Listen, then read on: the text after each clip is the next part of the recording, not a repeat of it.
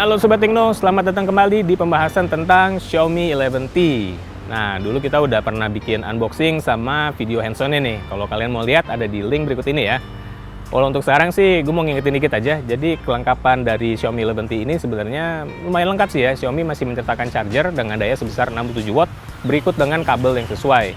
Nah, itu penting tuh, soalnya nggak semua kabel bisa dipakai untuk menyalurkan daya dengan kekuatan maksimal dari charger. Kalau dengan 11T ini paling nggak kalian nggak usah pusing lagi mikirin charger atau kabel lah ya, karena udah langsung dapat dari kemasannya gitu.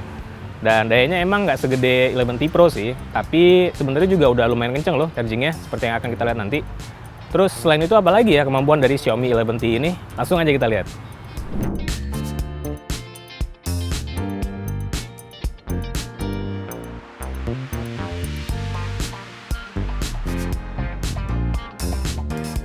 Kalau misalnya kita bandingin sih ya, Xiaomi 11T ini sebenarnya mirip banget sama Xiaomi 11T Pro-nya.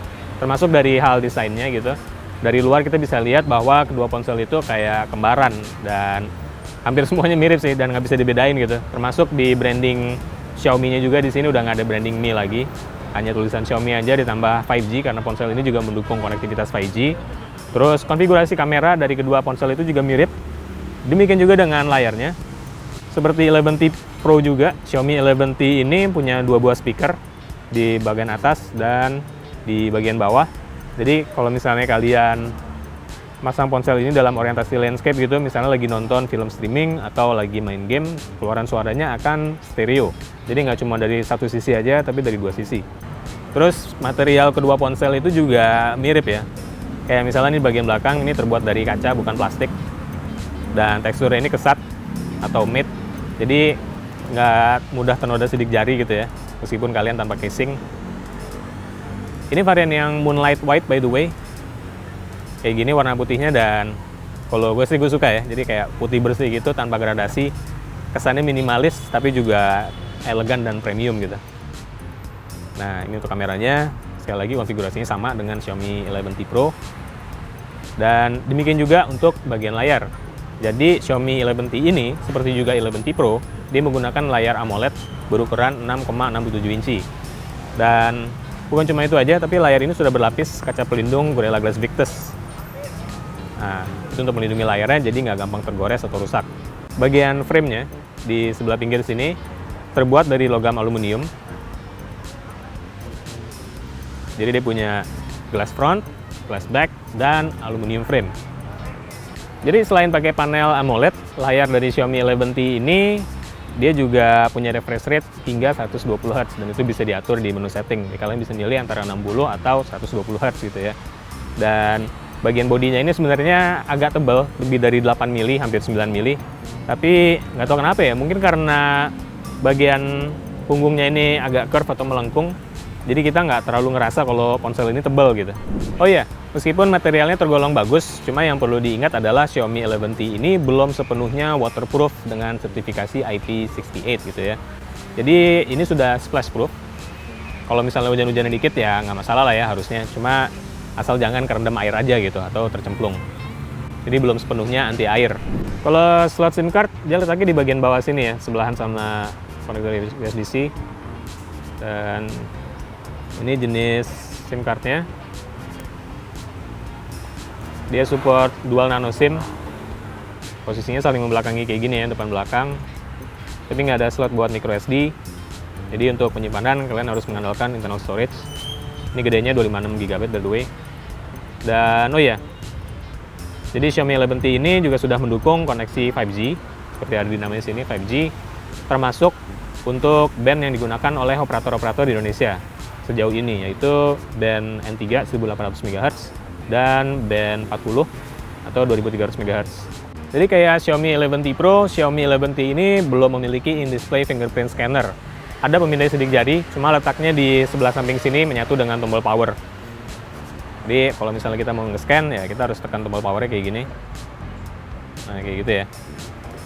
Mungkin ya kesannya kok agak kurang premium sih karena bukan di dalam layar. Cuma ya it works lah ya. Dan cara kerjanya ini pas gue coba sih ini cepet juga ya. Jadi kita tinggal sentuh sedikit, dia langsung buka layarnya.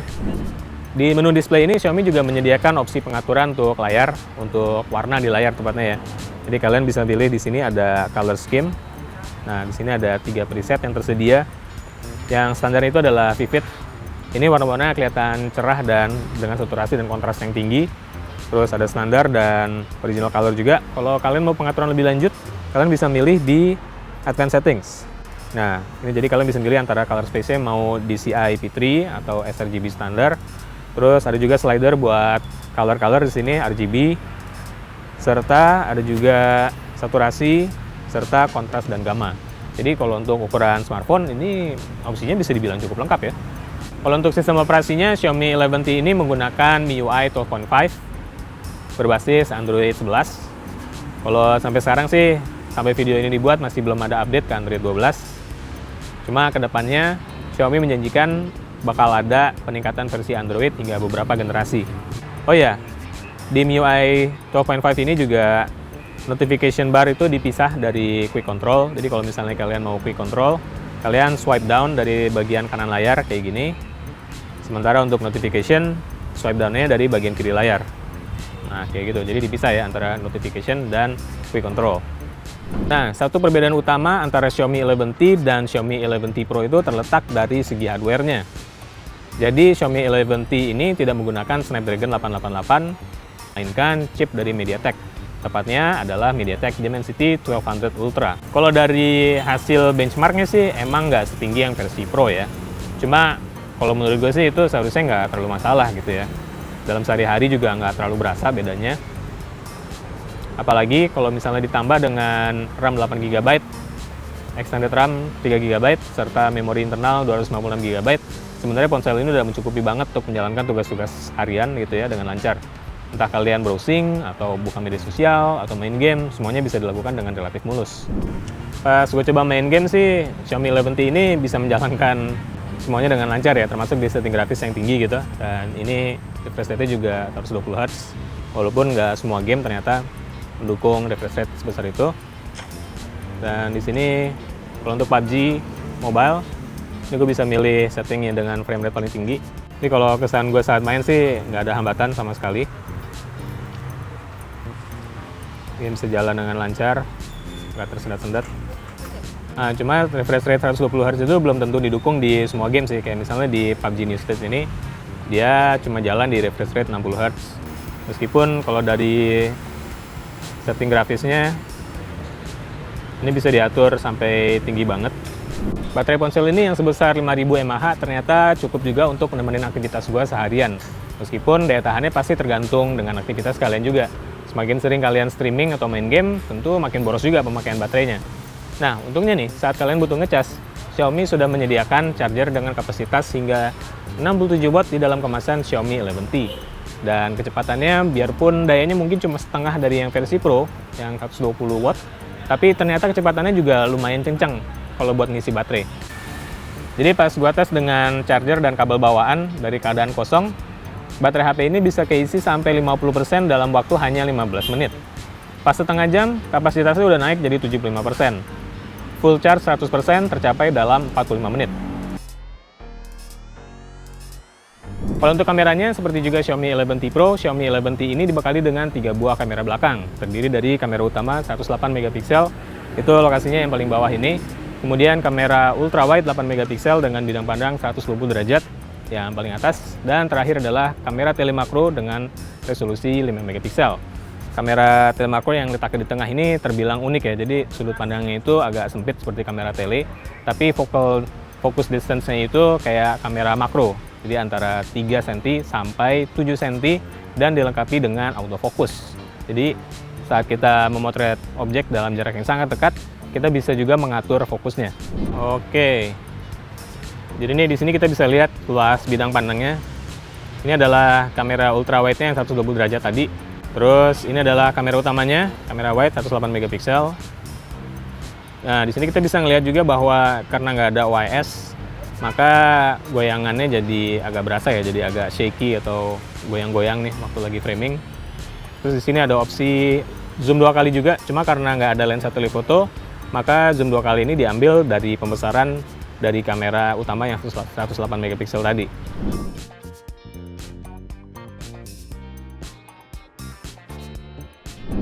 Selain itu, Xiaomi 11T ini juga memiliki fitur Auto HDR. Nah, jadi dia akan otomatis aktif ketika mendeteksi kondisi pencahayaan yang kontras gitu ya. Jadi kayak misalnya backlight, maka dia akan mengaktifkan HDR untuk bisa menangkap detail yang lebih banyak di area highlights maupun shadow. Tapi yang perlu diingat, Auto HDR ini nggak selalu aktif. Jadi kalau misalnya kita memotret dengan mode portrait, maka HDR-nya itu nggak akan diterapin. Jadi tergantung mode pemotretannya juga.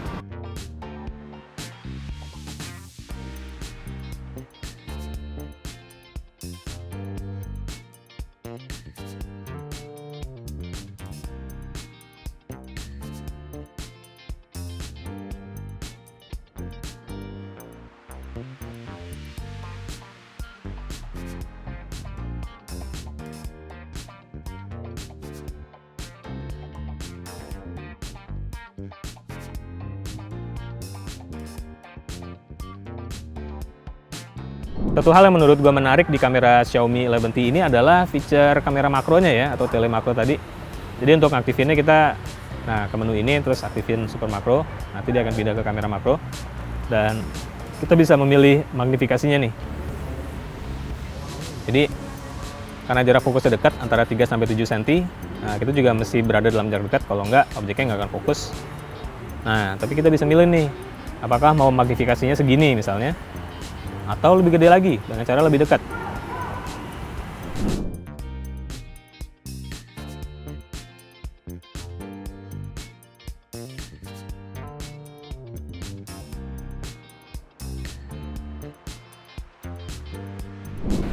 Selain 3 kamera belakang tadi, Xiaomi 11T ini juga menyediakan kamera selfie dengan resolusi 16 megapiksel ya.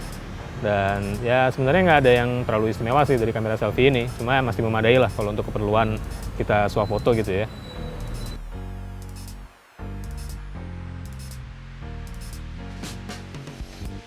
Ada mode portrait juga di sini, dan kalian bisa milih mau bokehnya seberapa kentara gitu.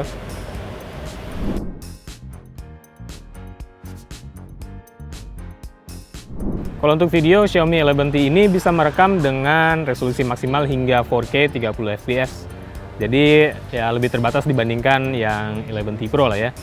Cuma kalau kayaknya sih untuk sekarang video 8K seperti yang di 11T Pro belum perlu banget gitu.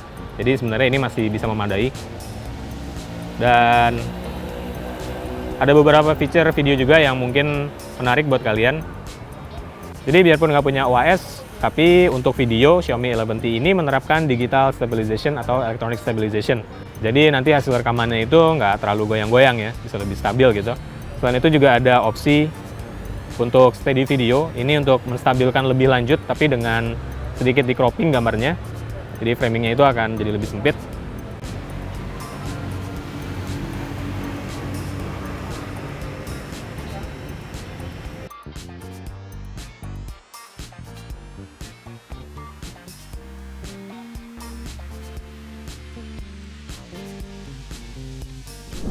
Lalu selain itu ada juga opsi untuk mode untuk dual video nih. Nah, jadi dia akan merekam sekaligus dari kamera depan dan kamera belakang. Ini menarik untuk kita misalnya lagi vlogging atau lagi ngerekam di lingkungan baru gitu ya. Kalau ini yang dual video, jadi kelihatan depan belakang. Ini kamera belakang by the way nih, yang ada jadi gue. Kamera depan, terus ini kamera depan. Ini dual video. Oke, lanjut terus. Nah, Sobat Tekno, itu tadi pembahasan kita tentang Xiaomi 11T. Gimana menurut kalian? Menarik nggak? Kalau menurut gue sih ya, kalau misalnya kalian nggak butuh performa maksimal dari Snapdragon 888, atau pengen alternatif yang lebih terjangkau dibandingkan Xiaomi 11T Pro, atau mungkin barangnya lagi habis aja gitu, Xiaomi 11T ini sebenarnya merupakan alternatif yang layak banget buat dilirik. Emang sih ada beberapa kekurangan ya, kayak misalnya dia belum full water resistant IP68, terus kameranya juga nggak ada OIS atau lensa telefoto. Cuma kalau buat sebagian orang ya mungkin itu nggak terlalu berpengaruh lah ya. Dan toh berlaku juga buat Xiaomi 11T Pro. Jadi mungkin aja Xiaomi 11T ini justru punya better value gitu. Ya tapi semua balik ke masing-masing lah ya, tergantung preferensi pribadi aja. Oke deh, gue Yusuf dari Kompas Tekno, sampai ketemu lagi di video selanjutnya.